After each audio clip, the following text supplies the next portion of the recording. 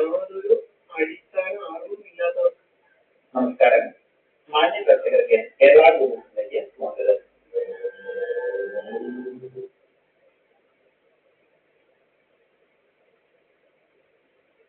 നമസ്കാരം. Reverse of life എന്ന എന്റെ ചാനലിലേക്ക് എല്ലാ മാന്യ സുഹൃത്തുക്കൾക്കും സ്വാഗതം.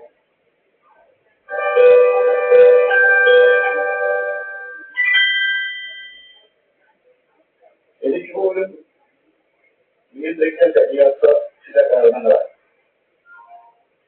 എന്റെ ചാനലിൽ പുതിയ വീഡിയോസ് അപ്ലോഡ് ചെയ്യാൻ കഴിയാതെ പോയി. വളരെ വൈകിയാണെങ്കിൽ കോവിഡ് എന്നിലും പ്രസാദിച്ചു.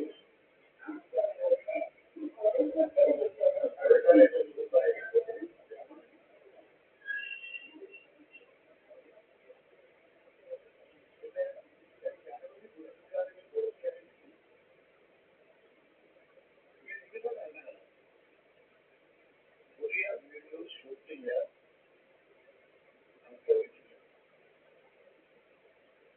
അല്ലാതെ എന്റെ ചാനലുകൾ കുറവല്ല. ഇനിയും തുടർച്ചയായി വീഡിയോസ് പോസ്റ്റ് ചെയ്യാൻ ഞങ്ങൾ ശ്രമിക്കുന്നതായിരിക്കും. ഇന്ന് നമ്മൾ ദേഹപ്രഭാവത്തിലേക്കാണ് പ്രവേശിക്കുന്നത്.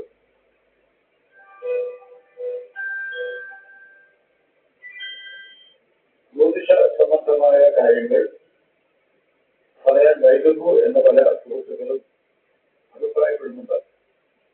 ജ്യോതിഷനെ ഈ പദ്ധതിയിൽ വേണ്ട എന്ന് പറയുന്നവരുണ്ട്. എന്തായാലും തുടങ്ങിയ എല്ലാ ശാഖകളും നമ്മൾ തുടരും. ഏറ്റവും ഒടുവിൽ ഞാൻ ജ്യോതിഷ സംബന്ധമായി നിങ്ങളോട് സംസാരിച്ചത് എന്തൊക്കെയാണെന്ന് നിങ്ങൾ ഓർമ്മിച്ചെടുക്കുന്ന നല്ലതാണ്. കൂറുകളെ കുറിച്ച് ഞാൻ സംസാരിച്ചു. നക്ഷത്രം എത്തുന്ന രാശികൾ, ഓരോ നക്ഷത്രത്തിനും ഓരോ രാശിയിലും രണ്ടേകാൽ നക്ഷത്രങ്ങൾ, അങ്ങനെ മേടക്കൂറ് മുതൽ വീരക്കൂറ് വരെയുള്ള രാശികളെ കുറിച്ച് സംസാരിച്ചു. ആൺപെൺ രാശികളെ കുറിച്ച് സംസാരിച്ചു. ശരം ശരം ഉഭയം എന്നീ രാശികളെ കുറിച്ച് സംസാരിച്ചു.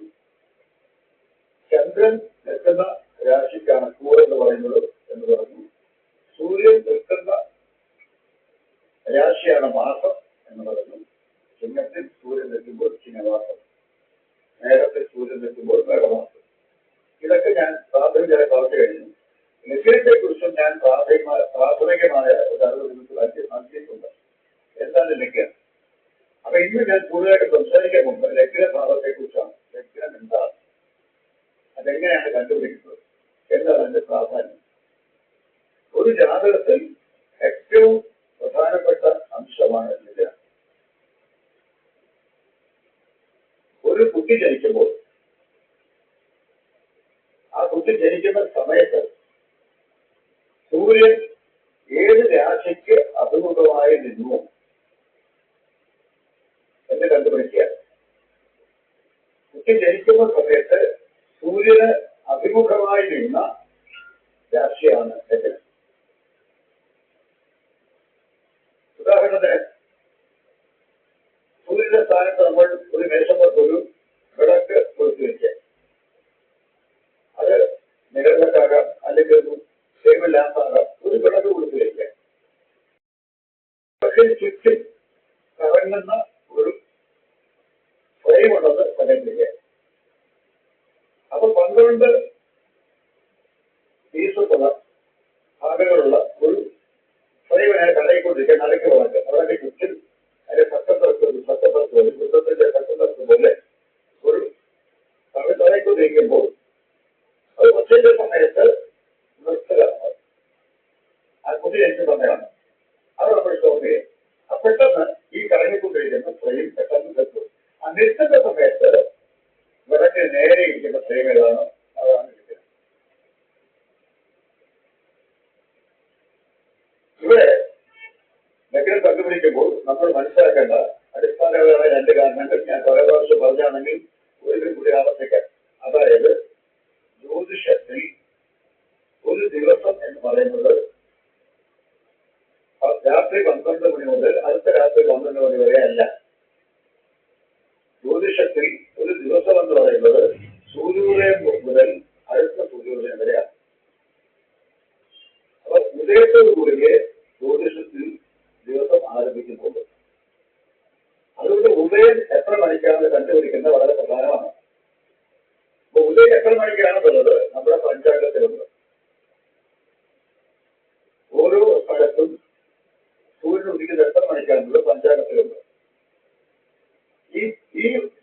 വിളിക്കുന്ന സമയം, നമ്മൾ പറയുന്ന സമയം IST ആണ്. ഞാൻ സമയത്തിന്റെ ശാസ്ത്രം എന്ന ഒരു അധ്യായത്തിൽ വിശദമായിട്ട് ഗ്രീനിഷ് മീൻ ടൈമിനെ കുറിച്ചും ഇന്ത്യൻ സ്റ്റാൻഡേർഡ് ടൈമിനെ കുറിച്ചും പറഞ്ഞിട്ടുണ്ട്. അതിനെ പ്രത്യേകമായിട്ട് ഒരു കാര്യം പറഞ്ഞു. ഇന്ത്യൻ സ്റ്റാൻഡേർഡ് ടൈം എന്ന് പറയുന്നത് ഇന്ത്യയിൽ എല്ലാ സ്ഥലങ്ങളിലും ഒന്നല്ല. നമ്മളൊരു സൗകര്യത്തിന് വേണ്ടി ഇന്ത്യയിൽ ഒരു സമയമെന്ന് സങ്കല്പിക്കുകയാണ്. ജ്യോതിഷത്തിൽ സങ്കല്പമില്ല, ജ്യോതിഷത്തിൽ ശരിക്കും കണക്കുമാണ്. ജ്യോതിഷം രണ്ട് ഭാഗമുണ്ടാകുന്ന ഞാൻ പറഞ്ഞു.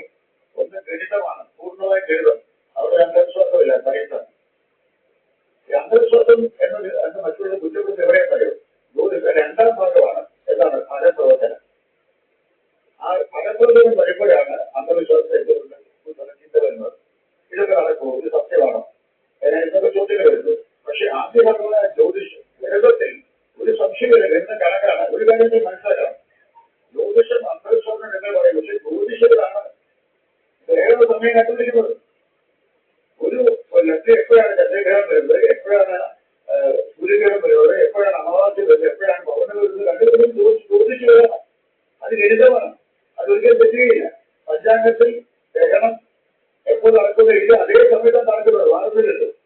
അതുകൊണ്ട് ജ്യോതിഷത്തിന്റെ ആദ്യ ഭാഗമായ ഗണിതം 100% സയൻസാണ്, ഗണിതമാണ്. രണ്ടാം ഭാഗമാണ് ഫലപ്രവചനം. ഈ ഫലപ്രവചനം പറയുമ്പോഴാണ് ശരിയല്ല തെറ്റല്ല ഇങ്ങനെ നടക്കുന്നത് സൂചിപ്പിക്കുന്നത്. അതിനെക്കുറിച്ച് വിശദമായ വീഡിയോയ്ക്ക് പറയാം. എന്തുകൊണ്ടാണ് അന്ധവിശ്വാസം ജനങ്ങൾ ധരിക്കാൻ കാരണം എന്നതിനെ കുറിച്ച് വിശദമായി നമ്മൾ ചർച്ച ചെയ്യും. അത് ഇപ്പൊ നമ്മൾ ലഗ്നത്തെ കുറിച്ച് പറഞ്ഞു. അപ്പൊ ലഗ്നം എന്താണെന്ന് പറഞ്ഞു. എന്താണ്? ഒരു കുട്ടി ജനിക്കുന്ന സമയത്ത് സൂര്യന് അഭിമുഖമായി വന്നിരിക്കുന്ന രാശി ഏതാണോ ആ രാശിയാണ് ലഗ്നം.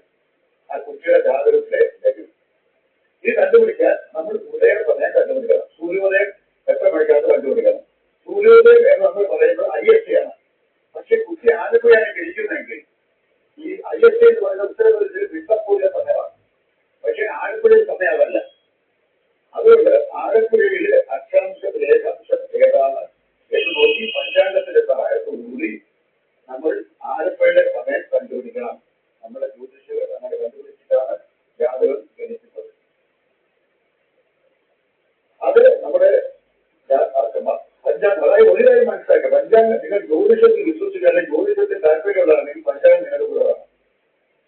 പഞ്ചാംഗം ഒരു കഴിവുകളാണ്. അപ്പൊ നമുക്ക് കണക്ക് പഠിക്കുന്നവർക്ക് അല്ലെങ്കിൽ വിശ്വസിച്ച് പഠിക്കുന്നത് ലോകദർശനം എത്ര പ്രാവശ്യം അതുപോലെയാണ് ജ്യോതിഷിക്ക് പഞ്ചാംഗം. അതുകൊണ്ട് ഇങ്ങനെ നമ്മൾ അപ്പൊ ഒരു ഈ അർത്ഥം നമ്മൾ മനസ്സിലാക്കേണ്ട കാര്യം 360 ഡിഗ്രിയാണ് ഒരു സക്സസ്. 360 ഡിഗ്രിയാണ് അതാണ് ഭൂമി സഞ്ചരിക്കുന്നത്. സൂര്യനെ ചുറ്റുന്നത് 360 ഡിഗ്രിയാണ്. പക്ഷെ നമുക്ക് 365 ദിവസം അത് അങ്ങനെ ഒരു ചെറിയ